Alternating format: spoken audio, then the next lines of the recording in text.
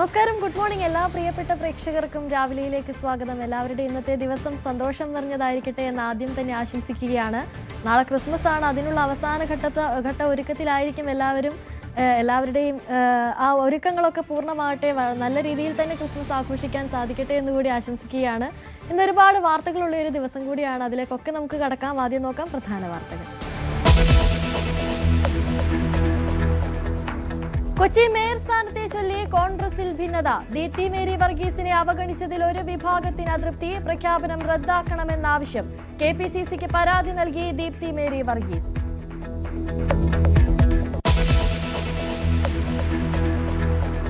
വാളയാർ ആൾക്കൂട്ട കൊലപാതകത്തിൽ പ്രതികളെ ചോദ്യം ചെയ്യാൻ SIT. ഇന്ന് കസ്റ്റഡി അപേക്ഷ നൽകും. കൊലപാതകത്തിന് ശേഷം തമിഴ്നാട്ടിലേക്ക് കടന്നവരെ കേന്ദ്രീകരിച്ചും അന്വേഷണം.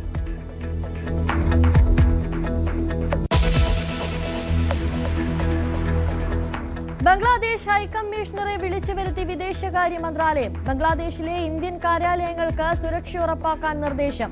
ഇന്ത്യക്കെതിരായ പരാമർശങ്ങളിൽ കടുത്ത അതൃപ്തി അറിയിച്ച് കേന്ദ്രം.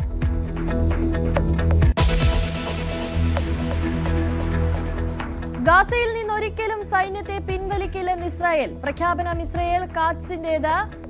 രണ്ടാം ഘട്ട വെടിനിർത്തൽ ചർച്ചകൾക്ക് തിരിച്ചടിയാകുമെന്ന ആശങ്ക.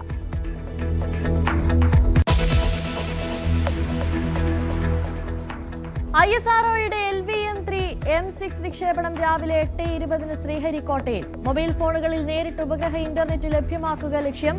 LVM-3യുടെ മൂന്നാമത് വാണിജ്യ വിക്ഷേപണ ദൗത്യം.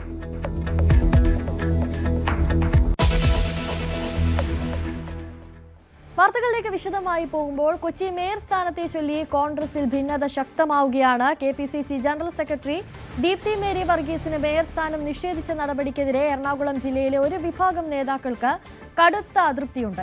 KPCC മാനദണ്ഡങ്ങൾ പരിഗണിക്കാതെ നടത്തിയ പ്രഖ്യാപനം പിൻവലിക്കണമെന്നാണ് ആവശ്യം. KPCCക്ക് ദീപ്തി മേരി വർഗീസ് പരാതി നൽകിയിട്ടുണ്ട്. എന്നാൽ പ്രഖ്യാപനം വന്ന സാഹചര്യത്തിൽ വിഷയത്തിൽ KPCC ഇടപെട്ടേക്കില്ല. ചർച്ചയിലൂടെ ദീപ്തിയെ അനുനയിപ്പിക്കാനാണ് നീക്കം. അതേസമയം ജില്ലാ പഞ്ചായത്തിലെ പദവികൾ സംബന്ധിച്ച ചർച്ചകൾക്കായി കോൺഗ്രസ് ജില്ലാ കോർ കമ്മിറ്റി യോഗം ഇന്ന് ചേരും.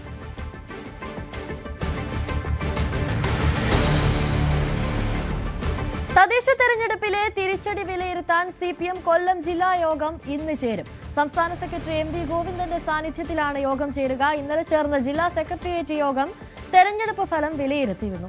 തുടർച്ചയായി ഭരിച്ചിരുന്ന കൊല്ലം കോർപ്പറേഷൻ നഷ്ടപ്പെട്ടതും കരുനാഗപ്പള്ളി നഗരസഭ നഷ്ടപ്പെട്ടതും CPMന് വലിയ തിരിച്ചടിയായിരുന്നു. സ്ഥാനാർത്ഥി നിർണയത്തിലേക്കടക്കം പാളിച്ചകളുണ്ടായെന്നാണ് പാർട്ടിയുടെ വിലയിരുത്തൽ. ഇക്കാര്യത്തിൽ വിശദമായ ചർച്ച നടക്കും.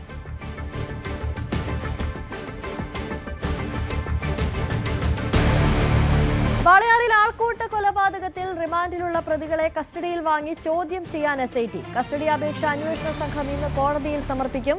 കൂടുതൽ പേരെ കസ്റ്റഡിയിലെടുത്ത് ചോദ്യം ചെയ്യുകയാണ്. കൊലപാതകത്തിന് ശേഷം തമിഴ്നാട്ടിലേക്ക് കടന്നവരെ കേന്ദ്രീകരിച്ചും അന്വേഷണം നടക്കുന്നുണ്ട്.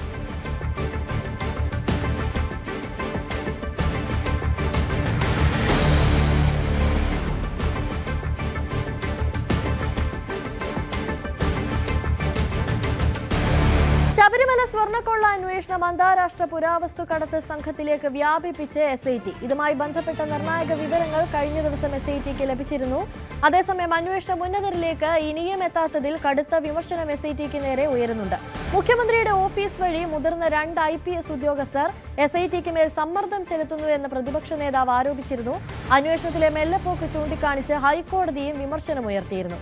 കൂടുതൽ വിവരങ്ങളുമായി MG മിഥുൻ ചേരുന്നുണ്ട്. മിഥുൻ, ഈ അന്വേഷണം ഏത് രീതിയിൽ ഇപ്പോൾ പുരോഗമിക്കുന്നു? ഈ പ്രതിപക്ഷ നേതാവ് ആരോപണം ഉന്നയിച്ച 2 IPS ഉദ്യോഗസ്ഥർ, അവരെ പറ്റി എന്തെങ്കിലും തരത്തിലുള്ള വിവരങ്ങൾ ലഭിക്കുന്നുണ്ടോ?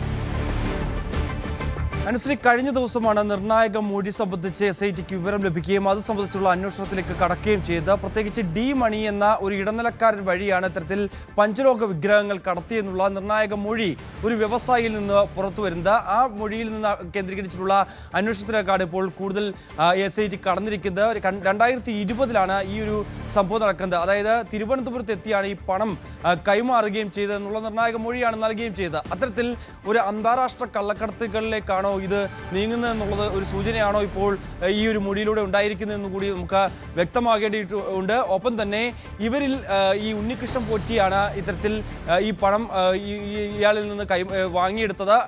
അപ്പോൾ 4 പഞ്ചലോഹ വിഗ്രഹങ്ങൾ കൈമാറി എന്നുള്ളതാണ് നിർണായകമായ മൊഴി SITക്ക് ലഭിക്കുകയും ചെയ്തിരിക്കുന്നത്. ഒപ്പം തന്നെ ഈ വിഷയത്തിൽ മറ്റു കൂടുതൽ ആരോപണങ്ങളൊക്കെ ഇപ്പോൾ ഉയർന്നു വരുന്നുണ്ട്. പ്രത്യേകിച്ച് കഴിഞ്ഞ ദിവസം പ്രതിപക്ഷ നേതാവ് VD സതീശൻ ചില കാര്യങ്ങൾ ചൂണ്ടിക്കാണിച്ചിരുന്നു. അതായത് ഈ തെരഞ്ഞെടുപ്പ് കാലത്ത് IPS ഉദ്യോഗസ്ഥരെ ഉപയോഗിച്ചുകൊണ്ട് സർക്കാർ ഇതിൽ സമ്മർദ്ദം ചെലുത്തുന്നു, SITക്ക് മേൽ സമ്മർദ്ദം ചെലുത്തുന്നു എന്നുള്ള വളരെ ഗുരുതരമായിട്ടുള്ള ആരോപണമായിരുന്നു ഉന്നയിച്ചത്. അത് 2 IPS ഉദ്യോഗസ്ഥരാണ്. അതായത് ഈ ശ്രമത്തിൽ നിന്ന് അവർ പിന്നോട്ട് പോയില്ല എങ്കിൽ അവരുടെ വിവരങ്ങൾ വെളിപ്പെടുത്തുമെന്നുള്ള ഒരു കാര്യമായിരുന്നു കഴിഞ്ഞ ദിവസം പ്രതിപക്ഷ നേതാവ് പറയുകയും ചെയ്തത്. എന്തായാലും അതിനോട് സർക്കാരോ അല്ലെങ്കിൽ മുഖ്യമന്ത്രിയോ ഇത് സംബന്ധിച്ചൊരു ഇതുവരെയും ഒരു പ്രതികരണം നടത്തിയിട്ടില്ല എന്നുള്ളത് തന്നെയാണ്. മറ്റൊന്ന്, SITയെ സംബന്ധിച്ച് ഇനി വളരെ കുറച്ച് ദിവസങ്ങൾ മാത്രമാണ് ഈ അന്വേഷണത്തിന് നൽകിയിട്ടുള്ള സമയകാലാവധി ഉള്ളത്. ആ കാലാവധി അവസാനിക്കുന്നതിന് മുമ്പ് തന്നെ കൃത്യമായ രീതിയിൽ ഒരു തുമ്പ് കണ്ടെത്തുക എന്നുള്ളതാണ്. പക്ഷേ ഇതുവരെയും ഇനി ഏകദേശം 3 ആഴ്ചക്കാലം മാത്രം ബാക്കിയാണ് ഈ അന്വേഷണത്തിലുള്ളത്. ഇതിനിടയിൽ പോലും തന്നെ ഈ കാണാതെ പോയത് അല്ലെങ്കിൽ കളവ് പോയി എന്ന് പറയുന്ന ഈ സ്വർണം ഇതുവരെയും കണ്ടെത്താൻ സാധിച്ചിട്ടില്ല. അതിൻ്റെ തൊണ്ടി മുതൽ കണ്ടെത്താൻ ഇതുവരെയും SITക്ക് സാധിച്ചിട്ടില്ല എന്നുള്ളതാണ് ഏറ്റവും പ്രധാനപ്പെട്ട കാര്യം.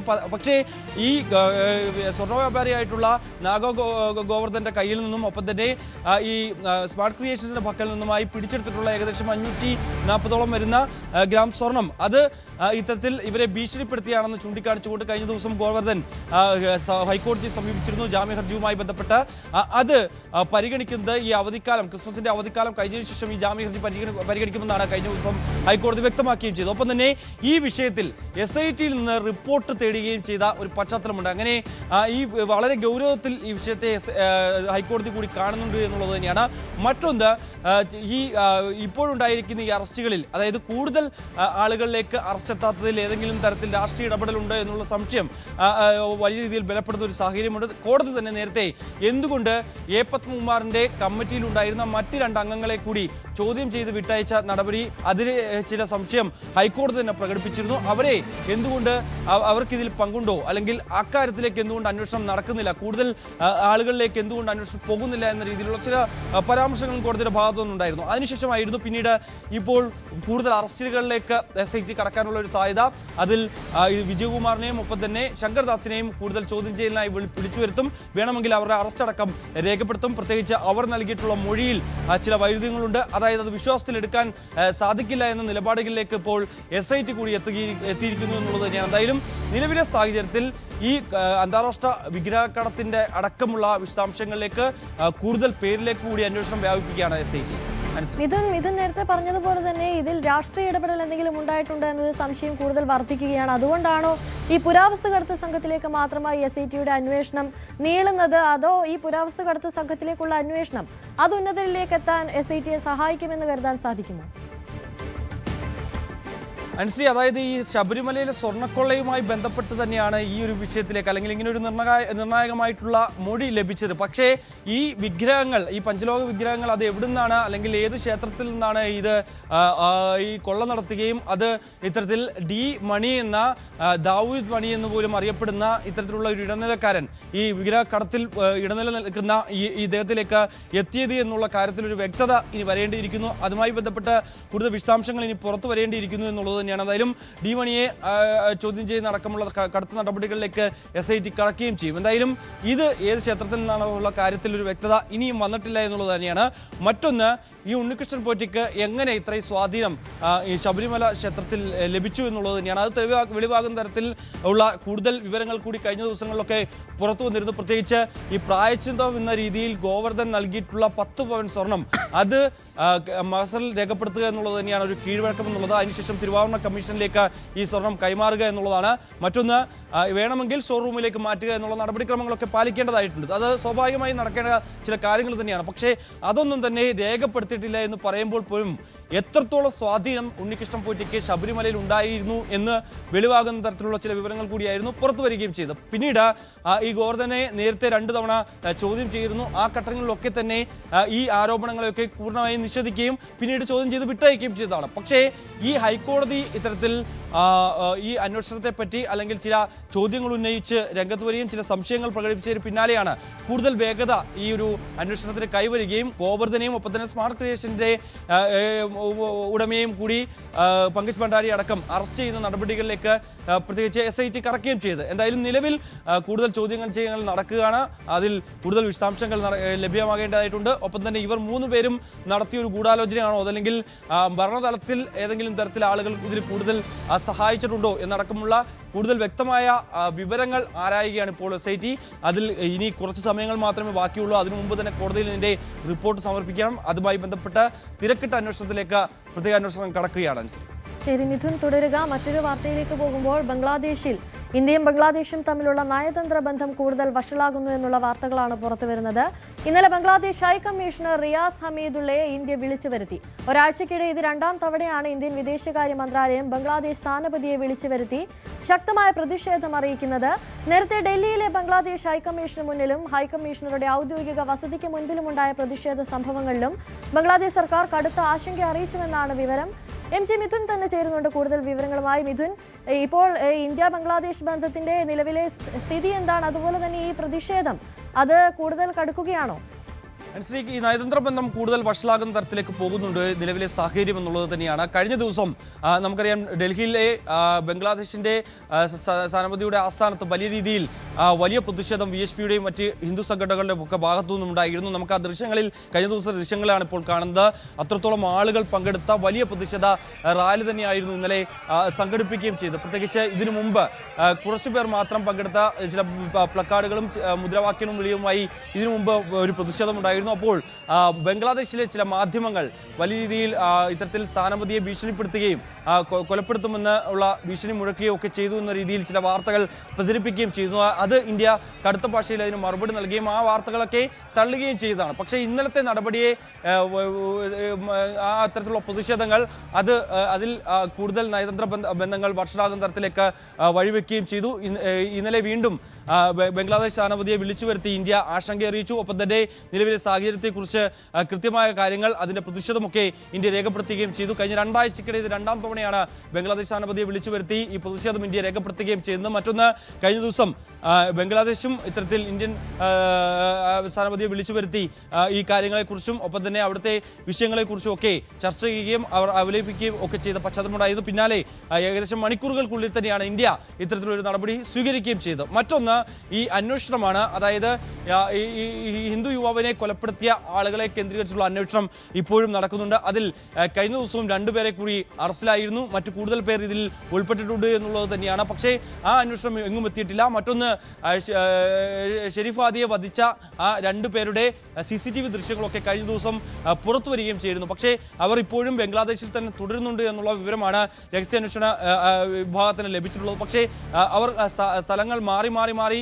ഉപയോഗിക്കുന്നു. അതുകൊണ്ട് തന്നെ അവരിലേക്ക് എത്താൻ സാധിക്കുന്നില്ല എന്നുള്ളൊരു വിവരമാണ് അല്ലെങ്കിൽ അത്തരത്തിലുള്ള വിശദീകരണമായിരുന്നു കഴിഞ്ഞ ദിവസം അന്വേഷണ സംഘം നൽകുകയും ചെയ്ത്. അവരിലേക്ക് പോലും എത്താൻ സാധിച്ചിട്ടില്ല എന്നുള്ളത് തന്നെയാണ് ഏറ്റവും പ്രധാനപ്പെട്ട കാര്യം. അതായത് ഇപ്പോഴുണ്ടായിരിക്കുന്ന ഈ കലാപം, ബംഗ്ലാദേശിലുണ്ടായിരിക്കുന്ന ഈ കലാപം അടിച്ചമർത്താൻ ഇടക്കാല സർക്കാരായിട്ടുള്ള മുഹമ്മദ് യൂനിസിന്റെ സർക്കാരിന് സാധിക്കുന്നില്ല എന്നുള്ളത് തന്നെയാണ്. അത് ചൂണ്ടിക്കാണിച്ചുകൊണ്ട് കഴിഞ്ഞ ദിവസം ഇന്ത്യയിൽ കഴിയുന്ന മുൻ പ്രധാനമന്ത്രി ഷെയ്ഖ് ഹസീന വലിയ രൂക്ഷമായ ഭാഷയിൽ വിമർശനം ഉന്നയിച്ച രംഗത്ത് വരുന്ന ഒരു പശ്ചാത്തലമുണ്ട്. എന്തായാലും നിലവിൽ ഈ സംഘർഷങ്ങൾക്കൊന്നും വായുവില്ലാതെ മുന്നോട്ട് പോകുന്ന സാഹചര്യമാണ് ബംഗ്ലാദേശിനെ സംബന്ധിച്ചുള്ളത്. ബംഗ്ലാദേശിൽ ഇപ്പോഴുണ്ടായിരിക്കുന്ന ഈ സ്ഥിതിവിശേഷം നമുക്കറിയാം. ഏറെക്കാലമായി ഇത്തരത്തിലുള്ള കലാപങ്ങൾ ബംഗ്ലാദേശിലുണ്ടായിരുന്നു. ഈ 2024 ഈ ഷെയ്ഖ് ഹസീനയുമായി ബന്ധപ്പെട്ട് ഉയർന്നു വന്നുള്ള പ്രതിഷേധങ്ങൾ അത് പിന്നീട് വലിയ കലാപമായി മാറുകയും ചെയ്യുന്നു. പിന്നാലെയാണ് വീണ്ടും ഈ ജൻസി പ്രക്ഷോഭകരിൽ മുന്നിൽ നിന്ന് നയിച്ച ഹാദിയെ കൊലപ്പെടുത്തുകയും അതായത് ഹാദിക്ക് വെടിയേൽക്കുകയും പിന്നീട് വിദഗ്ധ ചികിത്സയ്ക്കായി സിംഗപ്പൂരിലേക്ക് കൊണ്ടുപോവുകയും ചെയ്യുന്നത്. അവിടെ വെച്ചാണ് അദ്ദേഹം മരണം സ്ഥിരീകരിക്കുകയും അവിടെയും വലിയ പ്രതിഷേധമൊക്കെ ഉണ്ടായിരുന്നു. ആ വിവരം അറിഞ്ഞ നിമിഷം മുതൽ ബംഗ്ലാദേശിൽ വലിയ രീതിയിൽ അക്രമങ്ങൾ ഉണ്ടാവുകയാണ്. ഈ ബംഗ്ലാദേശ് ലിബറേഷൻ പാർട്ടിയുടെ നേതാവിൻ്റെ വസതി അഗ്നിക്കിരയാക്കുകയും അദ്ദേഹത്തിൻ്റെ മകളെ ക്രൂരമായി കൊലപ്പെടുത്തുകയും ചെയ്ത ഒരു സ്ഥിതിവിശേഷം. അതായത് 7 മാസം മാത്രം പ്രായമുള്ള ഒരു കുട്ടിയെ ഇത്തരത്തിൽ ഈ വീട് തീവെച്ചപ്പോൾ എന്താണ് ആ കുട്ടി മരിച്ചത്? ചുട്ടുകൊല്ലുന്ന തരത്തിലേക്കുള്ള കടുത്ത പ്രതിഷേധത്തിലേക്ക് ഈ പ്രക്ഷോഭകാരികൾ മാറുന്നു എന്നുള്ളത് തന്നെയാണ്.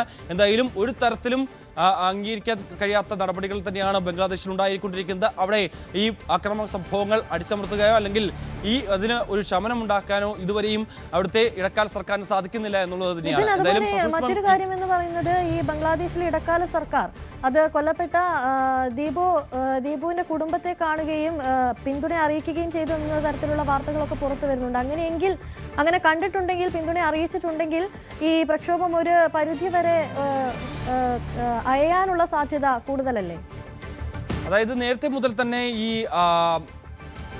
ഇത്തരത്തിൽ ഈ ഹിന്ദു യുവാവിൻ്റെ കൊലപാതകവുമായി ബന്ധപ്പെട്ട ചില വിശദീകരണങ്ങൾ പോലീസിൻ്റെ ഭാഗത്തുനിന്നും ഉണ്ടായിരുന്നു. ഒരു തരത്തിലും ഒരു ആൾക്കൂട്ട കൊലപാതകമല്ല നടന്നത്, അത് ഇതിൻ്റെ ഭാഗമായി, ഈ ഒരു കലാപത്തിൻ്റെ ഭാഗമായി നടന്ന ഒരു സംഭവമല്ല എന്ന രീതിയിലായിരുന്നു അവിടുത്തെ പോലീസിൻ്റെ ചില വിശദീകരണം. അത് പൂർണ്ണമായും തള്ളിക്കൊണ്ട് തന്നെയാണ് ഇത്തരത്തിൽ ഇന്ത്യ അടക്കം അപലപിച്ചുകൊണ്ട് രംഗത്ത് വരികയും ഒപ്പം തന്നെ അവിടുത്തെ ന്യൂനപക്ഷങ്ങൾക്കെതിരെ ഉണ്ടാകുന്ന ഈ ആക്രമണങ്ങൾക്കെതിരെ വലിയ രീതിയിൽ ശക്തമായി അപലപിക്കുകയും ചെയ്യുന്നു. അതാണ് ആദ്യം ഇത്തരത്തിൽ ഈ വിഷയത്തിൽ കൃത്യമായ നടപടി സ്വീകരിക്കണം, അവരെ കൂടുതൽ ആരാണോ ഇതിൽ കുറ്റക്കാരായിട്ടുള്ളത് അവരെയൊക്കെ കൃത്യമായി അറസ്റ്റ് ചെയ്യണമെന്നുള്ള ഒരു ആവശ്യം ഉയർന്നു വരികയും ചെയ്തു. അതിന് പിന്നാലെയാണ് കഴിഞ്ഞ ദിവസമാണ് ഇത്തരത്തിൽ ഈ ദീപുവിൻ്റെ കുടുംബത്തെ ഇത്തരത്തിൽ സന്ദർശിക്കുകയും ഒപ്പം തന്നെ വാഗ്ദാനങ്ങളൊക്കെ നൽകുകയും ചെയ്തിട്ടുള്ളത്. അതായത് തെറ്റ് ചെയ്തവരാരായാലും അവരെ നിയമത്തിന് മുന്നിലേക്ക് കൊണ്ടുവരുമെന്നുള്ള ചില കാര്യങ്ങളൊക്കെ അവർ പറഞ്ഞു വെക്കുകയും ചെയ്യുന്നു. പക്ഷേ എങ്കിൽ പോലും തന്നെ ഇതൊക്കെ ഈ ഒരു കലാപം ശമിപ്പിക്കാനോ അല്ലെങ്കിൽ മറ്റു തരത്തിൽ അക്രമ സംഭവങ്ങൾ ഒഴിവാക്കാനോ ഒക്കെ ഇത് എത്രത്തോളം ഗുണം ചെയ്യുമെന്നുള്ള കാര്യത്തിൽ ഇപ്പോഴും സംശയം നിലനിൽക്കുന്നുണ്ട്. പ്രത്യേകിച്ച് ഈ വിഷയത്തിൽ,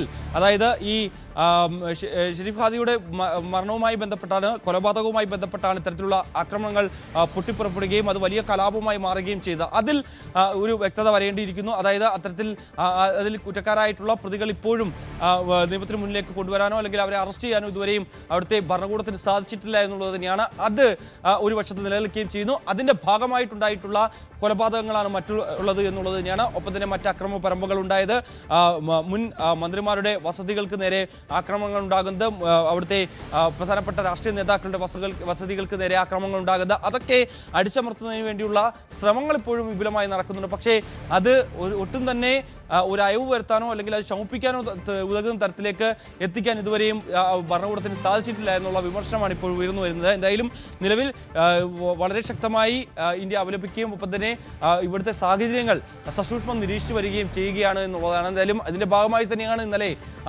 ഈ ബംഗ്ലാദേശിൻ്റെ സ്ഥാനപതിയെ വിളിച്ചു വരുത്തി കൃത്യമായി ഈ പ്രതിഷേധം രേഖപ്പെടുത്തുകയും ചെയ്തത്. എന്തായാലും നിലവിൽ ഈ അന്വേഷണം ഊർജ്ജമായി തന്നെ മുന്നോട്ട് പോകുന്നു എന്ന് പറയുമ്പോൾ പോലും തന്നെ ഈ കുറ്റക്കാരായിട്ടുള്ള പ്രധാനപ്പെട്ട ഈ ഹാദിയുടെ കൊലയാളികളെ ഇതുവരെയും പിടികൂടാൻ സാധിച്ചിട്ടില്ല എന്നുള്ള ഒരു വസ്തുത ഒരു വശത്ത് നിലനിൽക്കുന്നുണ്ട്. ശരി, എം.ജി. മിഥുനാണ് കൂടുതൽ വിവരങ്ങൾ നൽകിയത്. മറ്റൊരു വാർത്തയിലേക്ക് പോകുമ്പോൾ, ഗാസയിൽ നിന്ന് ഒരിക്കലും സൈന്യത്തെ പിൻവലിക്കില്ലെന്ന് വ്യക്തമാക്കി ഇസ്രയേൽ പ്രതിരോധ മന്ത്രി. സ്ഥിരമായി ഗാസയിൽ സൈനിക സാന്നിധ്യം ഉണ്ടാകുമെന്നും സമാധാന പദ്ധതിയുടെ പേരിൽ ഇക്കാര്യത്തിൽ പിറകോട്ടില്ലെന്നുമാണ് ഇസ്രയേൽ പ്രതിരോധ മന്ത്രി ഇസ്രയേൽ കാറ്റ്സ് പ്രഖ്യാപിച്ചത്. മന്ത്രിയുടെ നിലപാട് വെടിനിർത്തൽ 2ാം-ഘട്ട ചർച്ചകൾക്ക് തിരിച്ചടിയാകും. US പ്രസിഡന്റ് ഡൊണാൾഡ് ട്രംപിന്റെ 20-ദിന സമാധാന പദ്ധതിയുമായി ബന്ധപ്പെട്ട നിർണായക ചർച്ചകൾ നടക്കാനിരിക്കെയാണ് ഇസ്രയേൽ മന്ത്രിയുടെ പ്രകോപന പ്രസ്താവന. ഈ മാസം 29-നാണ് ട്രംപുമായി ഗാസ വെടിനിർത്തൽ 2ാം-ഘട്ട ചർച്ച നടത്താൻ ഇസ്രയേൽ പ്രധാനമന്ത്രി ബെഞ്ചമിൻ നെതന്യാഹു അമേരിക്കയിലേക്ക് തിരിക്കുന്നത്. ലിബിയൻ സൈനിക മേധാവി ജനറൽ മുഹമ്മദ് അലി അഹമ്മദ് അൽ ഹദാദ് വിമാനാപകടത്തിൽ മരിച്ചു. അങ്കാറയിലെ എസൻബോഗ വിമാനത്താവളത്തിൽ നിന്ന് ഇന്നലെ രാത്രി പറന്നുയർന്ന വിമാനം പിന്നീട് ഹൈമാന മേഖലയിൽ തകർന്നു വീഴുകയായിരുന്നു. സൈനിക മേധാവിയെ കൂടാതെ വിമാനത്തിലുണ്ടായിരുന്ന മറ്റു 4 പേരും അപകടത്തിൽ മരിച്ചു. ഔദ്യോഗിക സന്ദർശനം പൂർത്തിയാക്കി അങ്കാറയിൽ നിന്ന് മടങ്ങുന്നതിനിടെയായിരുന്നു അപകടമുണ്ടായത്.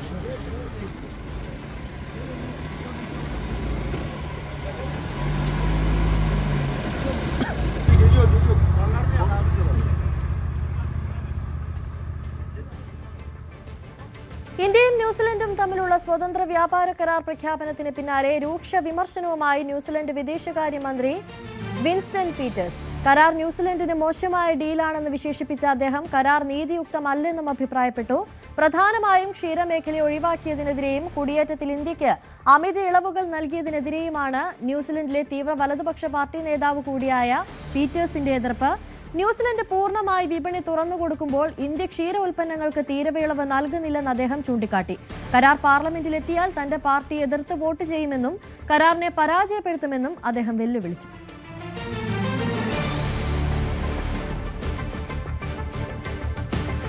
രണ്ട് വിഭാഗങ്ങൾ തമ്മിലുള്ള ഏറ്റുമുട്ടലിനെ തുടർന്ന് അസമിൽ സുരക്ഷ ശക്തം. കർബി ആംഗ്ലോങ് മേഖലയിൽ ഇന്നലെയുണ്ടായ സംഘർഷത്തിൽ 2 പേർ കൊല്ലപ്പെട്ടു. സംഘർഷത്തെ തുടർന്ന് ഇന്റർനെറ്റ് സേവനങ്ങൾ താൽക്കാലികമായി നിർത്തിവെച്ചു. സ്ഥിതിഗതികൾ കേന്ദ്ര സർക്കാർ നിരീക്ഷിച്ചു വരികയാണ്. കൂടുതൽ വിവരങ്ങളുമായി രാകേഷ് ചേരുന്നുണ്ട്. രാകേഷ്, ഈ 2 ജില്ലകളിലെയും നിലവിലെ സാഹചര്യം എന്താണ്? ഇന്റർനെറ്റ് അടക്കമുള്ള സേവനങ്ങൾ നിർത്തിവെക്കുക എന്ന് പറയുമ്പോൾ സ്ഥിതി കുറച്ച് രൂക്ഷമാണെന്ന് വേണ്ടേ കരുതാൻ? അനുശ്രീ, സാഹചര്യം സാധാരണ നിലയിലേക്ക് വന്നിട്ടില്ല. കാരണം ഇപ്പോഴും സംഘർഷം നിലനിൽക്കുന്നുണ്ട്. അതുകൊണ്ട് തന്നെ സുരക്ഷ ശക്തമാണ്. ജാഗ്രതയിലാണ് പ്രദേശങ്ങളെല്ലാം തന്നെ ഉള്ളത്. കാരണം 2 ജില്ലകളിലാണ് ഈ പ്രശ്നങ്ങൾ, തർക്കങ്ങൾ, സംഘർഷങ്ങൾ നിലനിൽക്കുന്നത്. അതായത് വെസ്റ്റ് കർബി ആംഗ്ലോങ് ഒപ്പം തന്നെ കർബി ആംഗ്ലോങ്, ഈ 2 ജില്ലകളിലാണ് സംഘർഷം തുടരുന്നത്. ഇന്നലെ ഉണ്ടായ സംഘർഷത്തിൽ 2 പേർ കൊല്ലപ്പെട്ടു. ഒപ്പം തന്നെ നിരവധി പേർക്ക് പരിക്കേറ്റിട്ടുണ്ട്. എത്ര പേർക്കെന്ന കണക്ക് നിശ്ചയമില്ല എന്നാണ് ഇപ്പോൾ പോലീസ് അറിയിച്ചിരിക്കുന്നത്. മാത്രവുമല്ല, പോലീസിന് നേരെയും അക്രമമുണ്ടായി. DGPക്കും ഒപ്പം തന്നെ IPS ഉദ്യോഗസ്ഥർക്കൊക്കെ തന്നെ പരിക്കേറ്റിട്ടുണ്ട്. അങ്ങനെ 60-ലധികം പോലീസ് ഉദ്യോഗസ്ഥർക്കും പരിക്കേറ്റു എന്നാണ് ഇപ്പോൾ സേനയുടെ ഭാഗത്തുനിന്നുള്ള അറിയിപ്പ് വരുന്നത്. എങ്കിൽ പോലും സുരക്ഷ ശക്തമാണ് പ്രദേശത്ത്. അതായത് കഴിഞ്ഞ 1 വർഷമായി ഈ പ്രദേശത്ത് തർക്കങ്ങൾ നിലനിൽക്കുന്നുണ്ട്. ഈ 2 ജില്ലകളും എന്ന് പറയുന്നത് അവിടെ സ്വയംഭരണാവകാശമുള്ള ജില്ലകളാണ്. അതായത് ഗോത്ര മേഖലയാണ് ഈ 2 ജില്ലകളും. അവിടെ ഭരണം നിർവഹിക്കുന്നത് കർബി ആംഗ്ലോങ് ഓട്ടോണമസ് കൗൺസിലാണ് ഇവിടുത്തെ ഭരണം നിർവഹിക്കുന്നത്. അതായത് ഭൂമിയിലും ഒപ്പം തന്നെ അവർക്ക് സ്വയംഭരണാവകാശമുണ്ട്. ഭരണഘടന 6ാം ഷെഡ്യൂൾ അവർക്ക് നൽകുകയും ചെയ്യുന്നുണ്ട്. എന്നാൽ ഇവിടെ പുറമേ നിന്നുള്ള ആളുകൾ കയ്യേറി ഭൂമി കരസ്ഥമാക്കുന്നു, ഭൂമി നേടുന്നു എന്നൊരു ആരോപണം അല്ലെങ്കിൽ ആ വിഷയം അവർ കഴിഞ്ഞ കുറേ നാളുകളായി ഉന്നയിക്കുന്നതാണ്.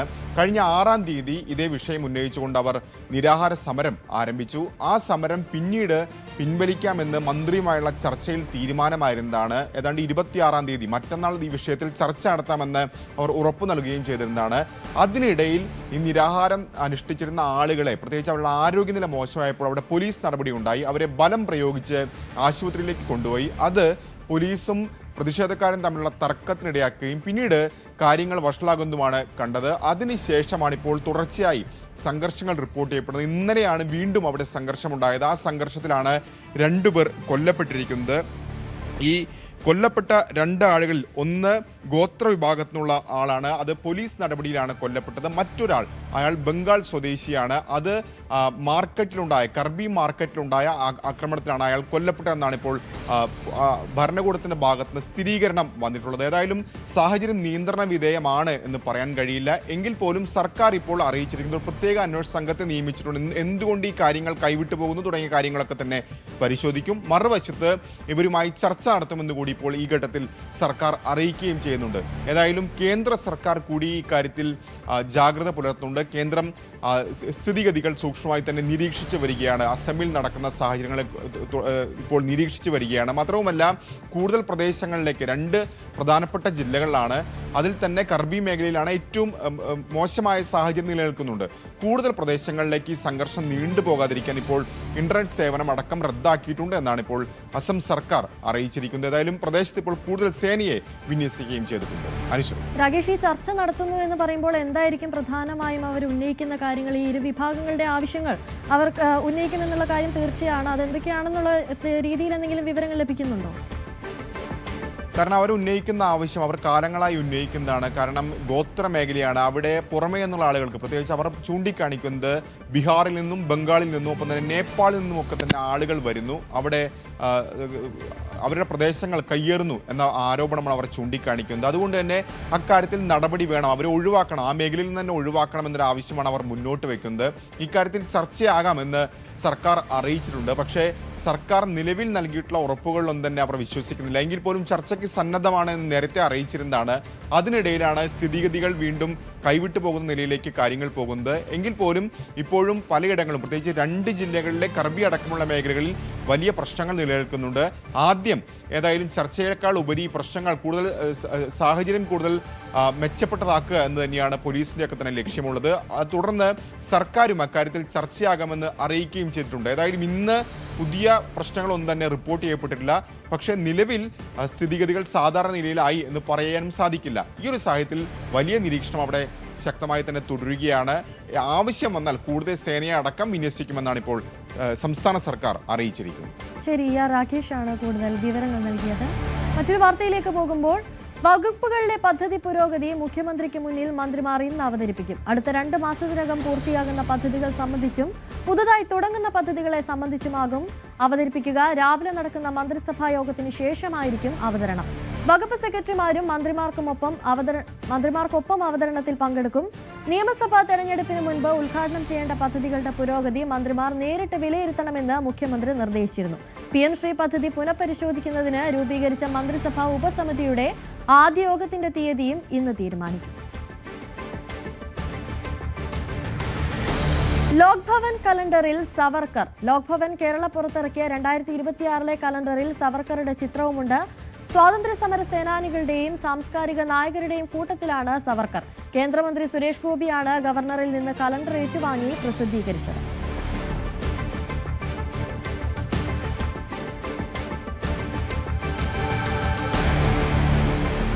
രാവിലെയിൽ ഇനിയൊരു ഇടവേളയാണ്. ഇടവേളയ്ക്ക് ശേഷം മറ്റു വാർത്തകളിലേക്കൊക്കെ മടങ്ങിയെത്താം. അതിസാഹസിക അനുഭവങ്ങൾ സമ്മാനിക്കാനും ഉല്ലാസവേളകൾ ആഘോഷമാക്കാനും പട്ടാമ്പി EMS പാർക്കിൽ അമ്യൂസ്മെന്റ് വിഭാഗത്തിന് തുടക്കമായി. മുഹമ്മദ് മുഹസിൻ MLA ഫണ്ടിൽ നിന്ന് 1.5 കോടി രൂപ ചെലവഴിച്ചാണ് പാർക്കിന്റെ 1ാം ഘട്ടം പൂർത്തിയാക്കിയത്.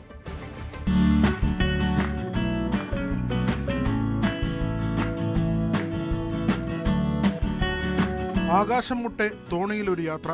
അതിസാഹസികത ഇഷ്ടപ്പെടുന്നവർക്ക് കാഴ്ചവിസ്മയവുമായി 16D തിയേറ്റർ, രുചിയൂറും വിഭവങ്ങളുമായി കഫേ, കുട്ടികൾക്ക് മതിവരുവോളം കളിക്കാൻ പാർക്ക് തുടങ്ങി നഗരത്തിൽ മാത്രം കണ്ടുവരുന്ന സംവിധാനങ്ങളാണ് പട്ടാമ്പി EMS പാർക്കിൽ ഒരുക്കിയിരിക്കുന്നത്. മുഹമ്മദ് മുഹസിൻ MLA ഫണ്ടിൽ നിന്ന് 1.5 കോടിയോളം രൂപ ചെലവഴിച്ചാണ് പാർക്ക് നിർമ്മിച്ചത്.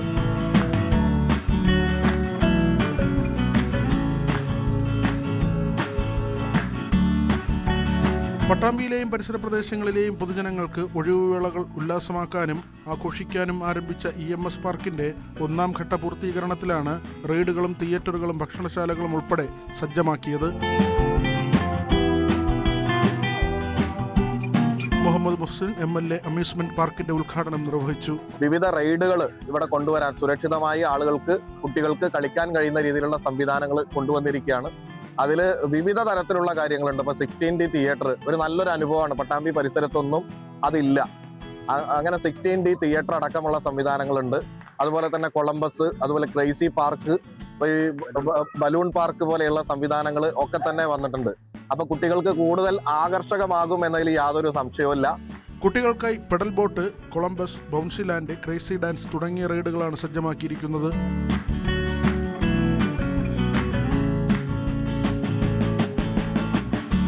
ശനി, ഞായർ ദിവസങ്ങളിലും അവധി ദിവസങ്ങളിലും രാവിലെ മുതൽ വൈകുന്നേരം വരെയും അല്ലാത്ത ദിവസങ്ങളിൽ വൈകുന്നേരം 3 മണി മുതലുമാണ് അമ്യൂസ്മെന്റ് പാർക്കിന്റെ പ്രവർത്തനം. ന്യൂസ് 18 പട്ടാമ്പി. 20 വർഷം മുൻപ് മരിച്ച അമ്മയുടെ ശബ്ദം ഈ ക്രിസ്മസ് കാലത്ത് പുനരുജ്ജീവിപ്പിക്കുകയാണ് ഒരു മകൻ. അമ്മ ജീവിച്ചിരുന്ന കാലത്ത് പാടിയ മനോഹരമായ ഒരു ക്രിസ്മസ് ഗാനമാണ് അമ്മയ്ക്ക് സമ്മാനമായി മകൻ നൽകുന്നത്. ആ കാഴ്ചകളിലേക്ക്.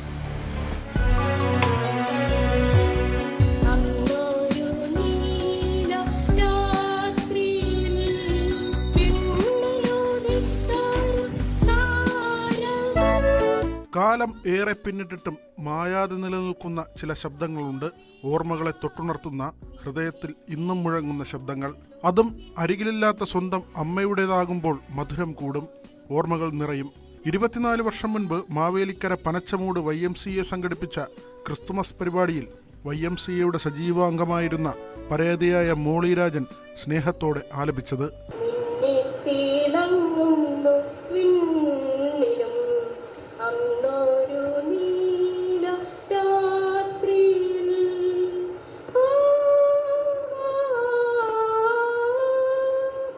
ഇന്നത്തെ പോലെ ആധുനിക ശബ്ദ സംയോജന സാങ്കേതിക വിദ്യകളൊന്നും ലഭ്യമല്ലാതിരുന്ന ആ കാലഘട്ടത്തിൽ യാതൊരു വാദ്യോപകരണങ്ങളുടെയും അകമ്പടിയില്ലാതെ ഒരു ലളിതമായ ഓഡിയോ കാസറ്റിൽ രേഖപ്പെടുത്തിയ ആ ഗാനം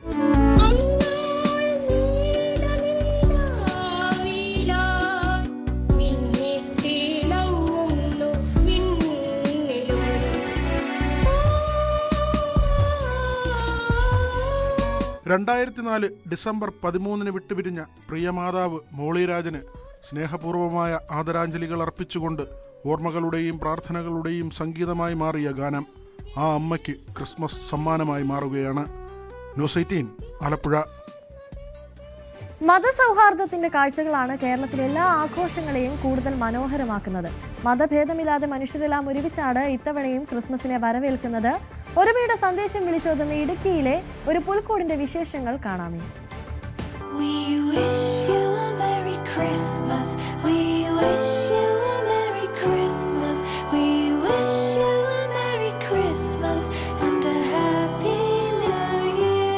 പുൽക്കൂട്ടിലെ കൺ തുറക്കുന്നുണ്ണിയേശു, ഇരുവശവും നിന്ന് പുഞ്ചിരി തൂകുന്ന മറിയവും ഔസേപ്പും, ആകാശങ്ങളിൽ മാലാഖമാർ, അവർക്ക് മുകളിൽ വാൽ നക്ഷത്രം. തിരുപ്പിറവിക്ക് സാക്ഷിയാകാൻ തൊടുപുഴയ്ക്കടുത്ത് കാളിയാറിലെ പുൽക്കൂട്ടിൽ മറ്റു ചിലർ കൂടിയുണ്ട്. 18ാം പടിക്ക് മുകളിലെ അയ്യപ്പസ്വാമി, ധ്യാനപൂർണനായ ശ്രീനാരായണ ഗുരു, ചേർന്ന് തന്നെ കാളിയാർ ജുമാ മസ്ജിദും, കൂടെ തന്നെ ഫറവോ രാജാവിന്റെ കൊട്ടാരവും കാളിയാർ ഫൊറാന ചർച്ചും.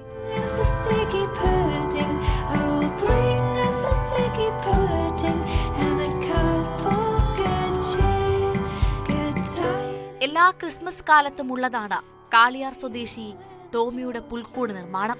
ഇത്തവണ ടോമി കുറച്ച് വിശാലമായി ചിന്തിച്ചു. നാടും കുടുംബവും ഒപ്പം നിന്നു. ഒരു നാടിന്റെ മതസൗഹാർദ്ദത്തിന്റെ പ്രതീകമായി തീരുകയാണ് ഈ പുൽക്കൂട്.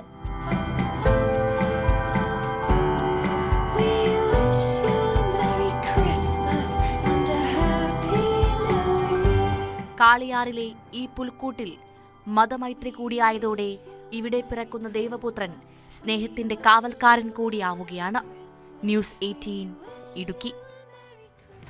ശബരിമലയിൽ ഇന്നലെയും 1 ലക്ഷത്തിനടുത്ത് ഭക്തർ മല കയറി. 96,668 ഭക്തരാണ് ഇന്നലെ അയ്യപ്പനെ തൊഴാനെത്തിയത്. ഇന്ന് രാവിലെ 6 മണി വരെ 25,000 ഭക്തർ സന്നിധാനത്തെത്തി. പോലീസിന്റെ കർപ്പൂരാഴി ഇന്ന് വൈകുന്നേരം നടക്കും. കൂടുതൽ വിവരങ്ങളുമായി സന്നിധാനത്ത് നിന്നും ജി ശ്രീജിത്ത് ചേരുന്നുണ്ട്. Sreejith, good morning. മകരവിളക്കിനോട് അടുക്കുമ്പോൾ സന്നിധാനത്ത് തിരക്കേറുകയാണോ? അതുപോലെ തന്നെ കർപ്പൂരാഴി, പോലീസിന്റെ കർപ്പൂരാഴിക്കായുള്ള ഒരുക്കങ്ങളൊക്കെ പൂർണ്ണമായോ?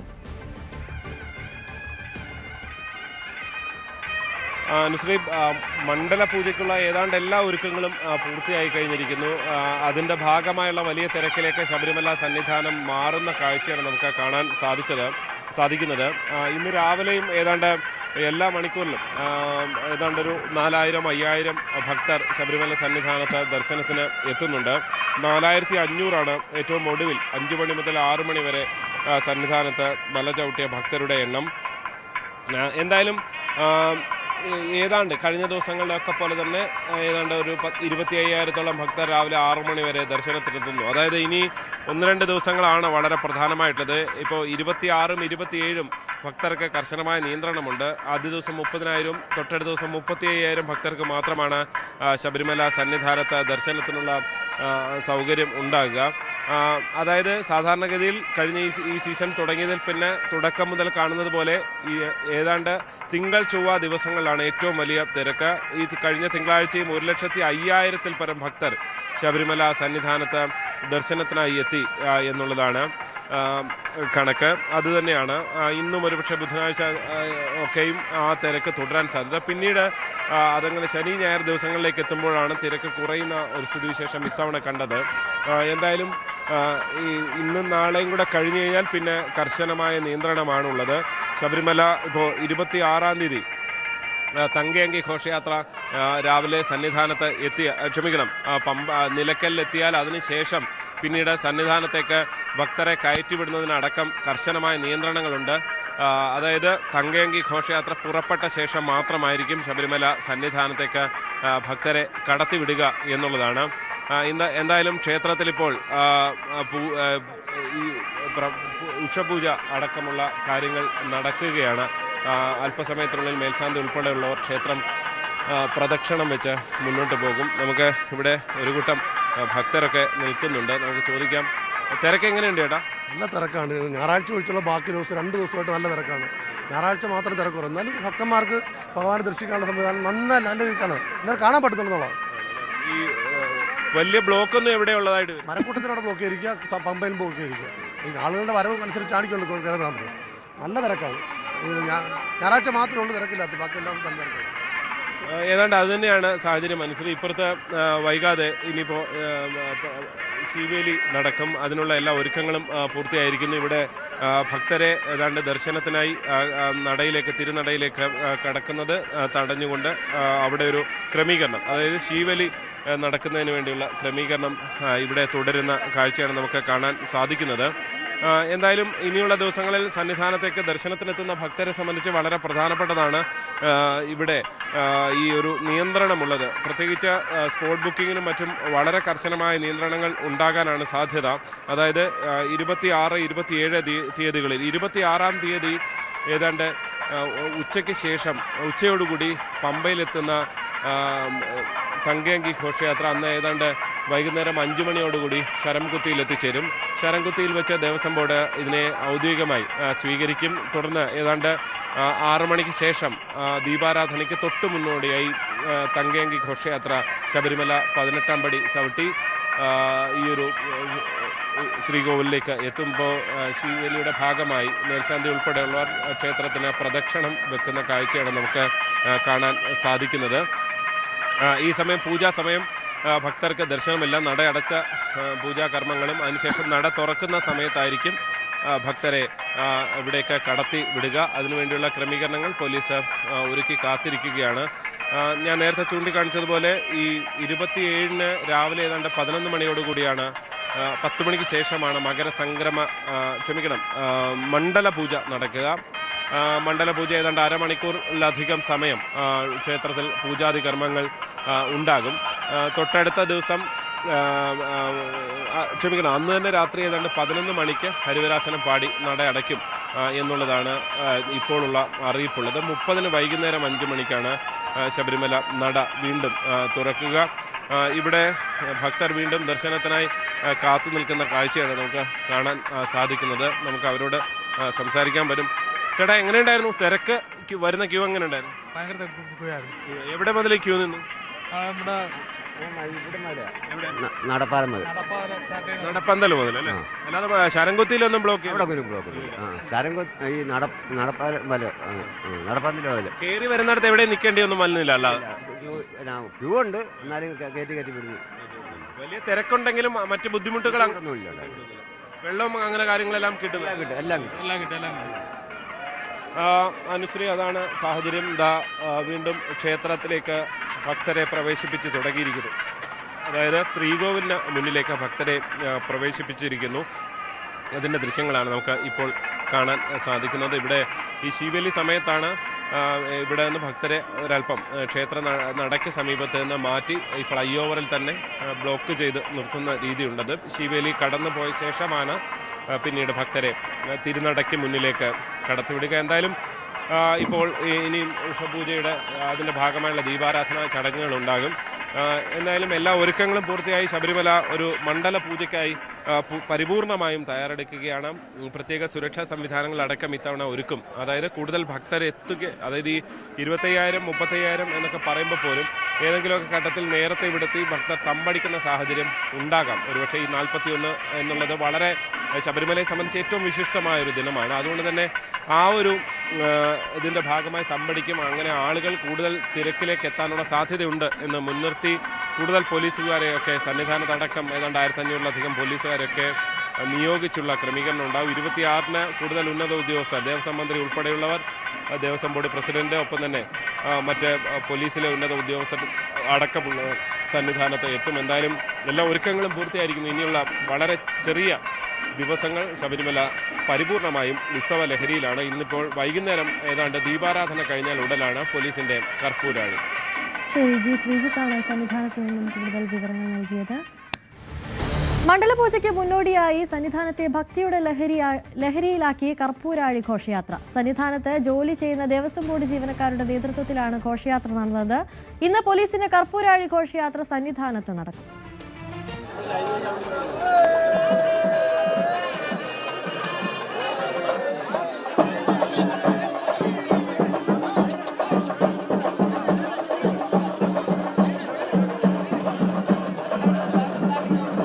ശബരിമല സന്നിധാനത്തെ ഉത്സവാന്തരീക്ഷത്തിലെത്തിച്ചാണ് കർപ്പൂരാഴി ഘോഷയാത്ര നടന്നത്. അയ്യപ്പനും ദേവതകളുമെല്ലാം വാദ്യമേളങ്ങളുടെ അകമ്പടിയിൽ സന്നിധാനത്ത് അണിനിരന്നു.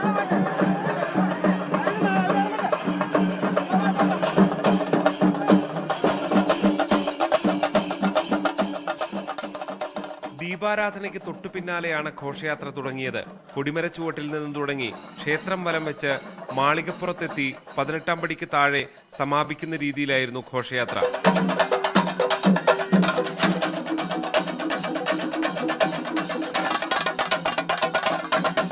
ഇന്ന് പോലീസിന്റെ നേതൃത്വത്തിൽ സന്നിധാനത്ത് കർപ്പൂരാഴി ഘോഷയാത്ര നടക്കും. തന്ത്രിയും മേൽശാന്തിയും ചേർന്ന് ദീപം പകർന്നതോടെയാണ് ഘോഷയാത്രയ്ക്ക് തുടക്കമായത്. ന്യൂസ് 18 സന്നിധാനം. വയനാടൻ മലനിരകളിൽ കാലം കാത്തുവെച്ച വിസ്മയം വീണ്ടും. വർഷങ്ങൾക്കിപ്പുറം നാടിനെ തഴുകിയെത്തുന്ന അതിശൈത്യത്തിന്റെ ലഹരിയിലാണ് വയനാട്ടുകാർ. ഗതകാല സ്മരണകൾ ഉണർത്തുന്ന മഞ്ഞുവീഴ്ചയും മരവിപ്പിക്കുന്ന തണുപ്പും കർഷകരിലും സഞ്ചാരികളിലും ഒരുപോലെ ഉണർവേകുമ്പോൾ വയനാട് വീണ്ടും ഭൂമിയിലെ സ്വർഗമായി മാറുകയാണ്.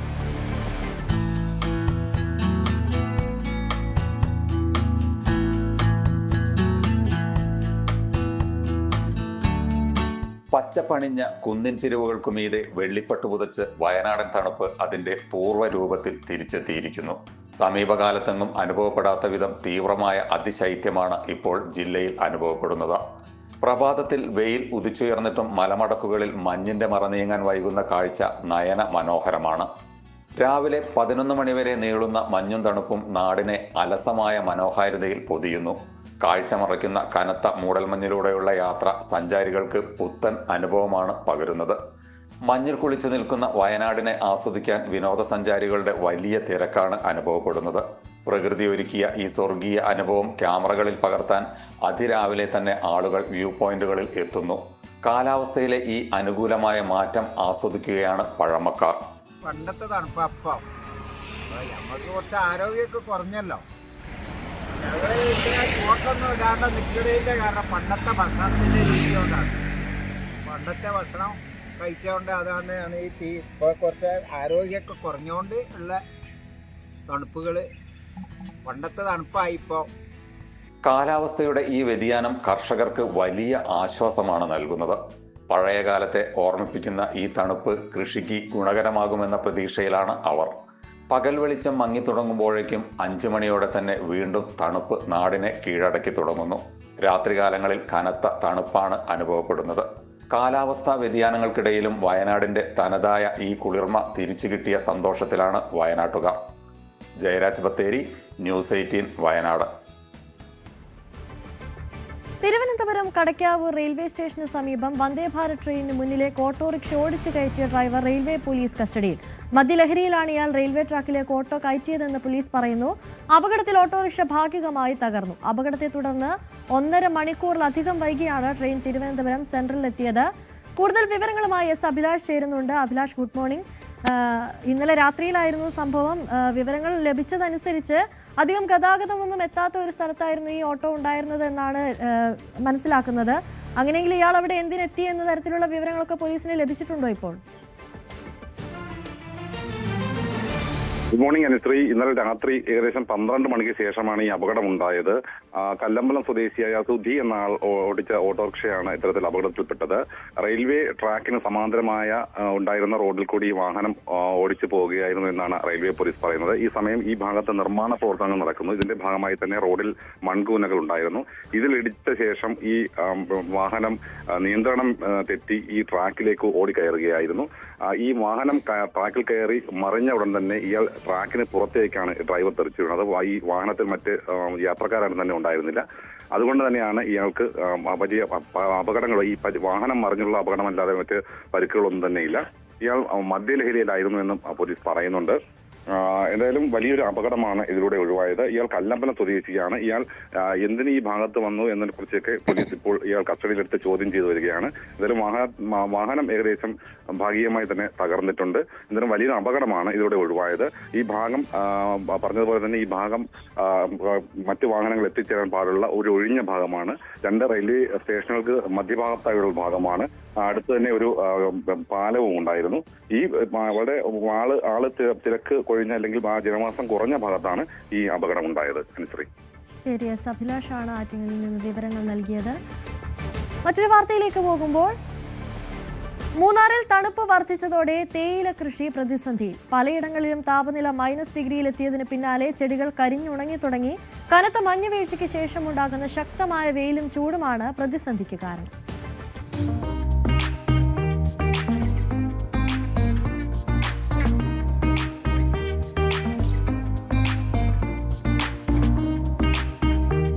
കഴിഞ്ഞ കുറച്ച് ദിവസങ്ങളായി മൂന്നാറിലും പരിസര പ്രദേശത്തും -ഡിഗ്രി താപനിലയാണ് സ്ഥിരമായി രേഖപ്പെടുത്തുന്നത്.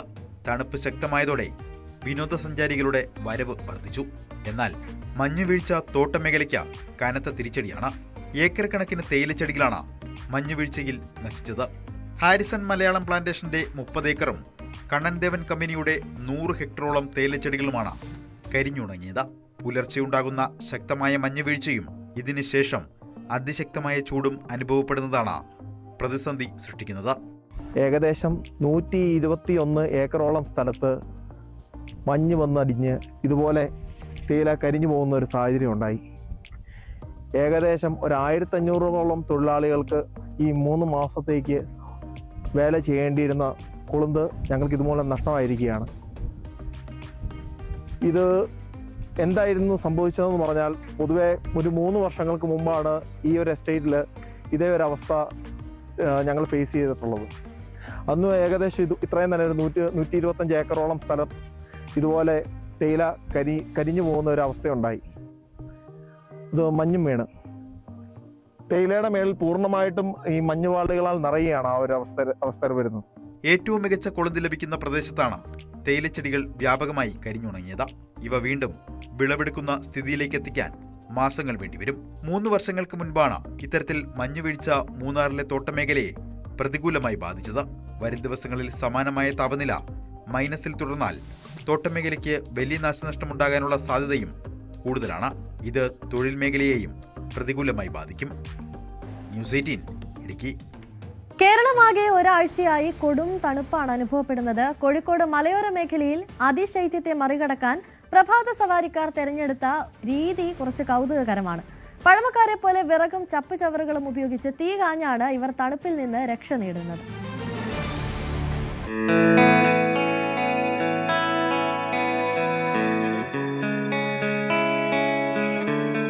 ഒരാഴ്ചക്കാലമായി കോഴിക്കോടിന്റെ കിഴക്കൻ മലയോരത്ത് അനുഭവപ്പെടുന്നത് അതിശൈത്യമാണ്. ഇതോടെയാണ് തണുപ്പിനെ മറികടക്കാൻ ഏതാനും പ്രഭാത സവാരിക്കാർ പഴമക്കാരുടെ വഴി തെരഞ്ഞെടുത്തത്.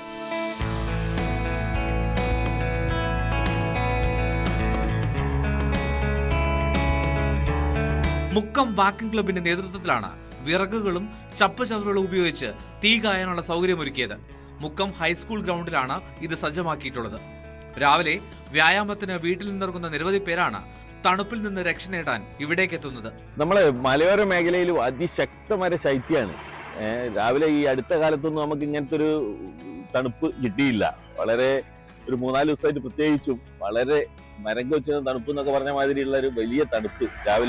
അതിരാവിലെ എഴുന്നേൽക്കൊന്നും നടക്കുന്ന ആളുകൾക്കൊക്കെ വലിയ തണുപ്പാണ്. മലയോര മേഖലയായ കക്കാടംപൊയിൽ, പൂവാറൻതോട്, പുല്ലൂരാംപാറ എന്നിവിടങ്ങളിൽ രാത്രികാലങ്ങളിൽ താപനിലയിൽ വൻ കുറവാണ് രേഖപ്പെടുത്തുന്നത്. അതുകൊണ്ട് മേഖലയിലേക്ക് എത്തുന്ന വിനോദസഞ്ചാരികൾ ജാഗ്രത പാലിക്കണമെന്നാണ് നാട്ടുകാർ പറയുന്നത്. മലയോരത്ത് അതീവ ശൈത്യമാണ് ഇപ്പോൾ. കഴിഞ്ഞ ദിവസം നമ്മൾ റിസോർട്ടിൻ്റെ അടുത്ത് ഒരു റിസോർട്ടിൽ അവിടെ വന്ന ഒരാൾ കാല് കോച്ചിപ്പോയിന് രാത്രി പൂളിൽ ഇറങ്ങിയിട്ട്. അപ്പോൾ വളരെ ശ്രദ്ധിക്കണം. പിന്നെ ഹോസ്പിറ്റലിൽ കൊണ്ടുപോയതാണ് ഈ കാല് കോച്ചിപ്പോയിട്ട് കാരണം. അപ്പോൾ വളരെ ശ്രദ്ധിക്കണം. ഈ രാവിലെയൊക്കെ നല്ല മഞ്ഞാണ്. വരും ദിവസങ്ങളിൽ തണുപ്പ് വർദ്ധിക്കുമെന്നാണ് വിലയിരുത്തൽ. മഞ്ഞിനെ തുടർന്നുള്ള പനി, ജലദോഷം ഉൾപ്പെടെയുള്ള രോഗങ്ങളും മലയോര മേഖലയിൽ വ്യാപിക്കുകയാണ്.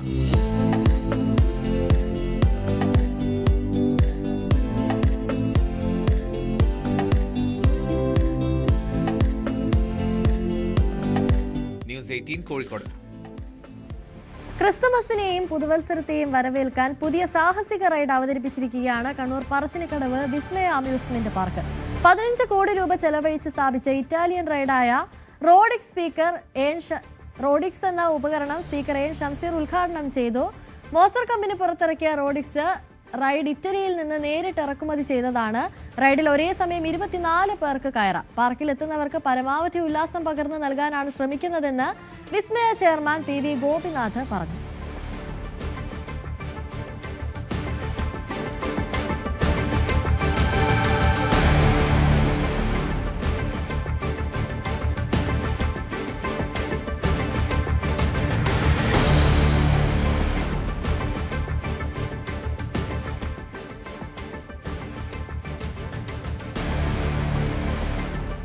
ഇനി രാവിലെയുടെ സ്പെഷ്യൽ സെഗ്മെന്റിലേക്കാണ്, സ്പെഷ്യൽ ഡേയിലേക്ക്. തിരുവനന്തപുരം ബാലരാമപുരം എത്തിയൂർ സ്വദേശികളായ അനൂപിന്റെയും അശ്വതിയുടെയും മകൾ അനൂർ വേദിയുടെ 1ാം പിറന്നാളാണിന്ന്. ആശംസ അറിയിച്ചിരിക്കുന്നത് ചേച്ചി ആരാധിക, അമ്മൂമ്മ ലൈല, അപ്പൂപ്പൻ ഗോകുലൻ, മാമൻ അഭിലാഷ്, മാമി അപർണ എന്നിവരാണ്. അനൂർ വേദക്കുട്ടിക്ക് ന്യൂസ് 18ന്റെ പേരിലും പിറന്നാൾ ആശംസകൾ നേരുകയാണ്.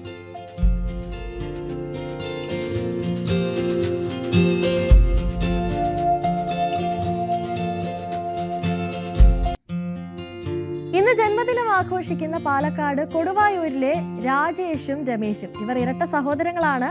ഇരുവർക്കും ആശംസകൾ അറിയിക്കുകയാണ് AKP അസോസിയേഷനും പാലക്കാട് ചാനൽ സംഘം സുഹൃത്തുക്കളും മറ്റ് കുടുംബാംഗങ്ങളും ഒക്കെ. രാജേഷിനും രമേശിനും ന്യൂസ് 18 കുടുംബത്തിന്റെ പേരിലും പിറന്നാൾ ആശംസകൾ നേരുകയാണ്.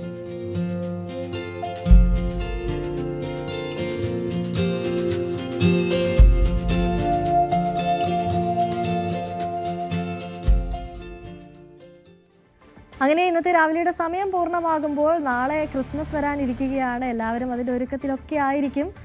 ഇന്ന് അതിനുള്ള ഓട്ടപ്പാച്ചിലായിരിക്കും. നാളത്തെ ക്രിസ്മസ് ഒരുക്കങ്ങളിലേക്കുള്ള ഇന്ന് പ്രധാനമായും കരോളാണ്. ഇന്ന് വൈകുന്നേരമായിരിക്കും എല്ലായിടത്തേക്കും കരോളൊക്കെ എത്തുക. അതിനുള്ള ആഘോഷങ്ങളിലേക്കുള്ള ഒരുക്കത്തിലും പുൽക്കൂടൊക്കെ ഒരുക്കുന്നതിനുള്ള ഒരുക്കത്തിലൊക്കെ ആയിരിക്കും ആളുകളൊക്കെ. എല്ലാവരുടെയും ക്രിസ്മസ് ദിനം അത് സന്തോഷം നിറഞ്ഞതായിരിക്കട്ടെ. എല്ലാവരും നല്ല രീതിയിൽ ആഘോഷിക്കുക. അതുപോലെ തന്നെ ന്യൂ ഇയർ വരാനിരിക്കുന്നു. നല്ലൊരു വർഷത്തിലേക്ക് കടക്കട്ടെ എല്ലാവരുടെയും സന്തോഷങ്ങളും എന്നൊക്കെ ആശംസിക്കുകയാണ്. ഇന്നത്തെ രാവിലെയുടെ സമയം ഇവിടെ പൂർണ്ണമാവുകയാണ്. നാളെ വീണ്ടും കാണാം. നമസ്കാരം.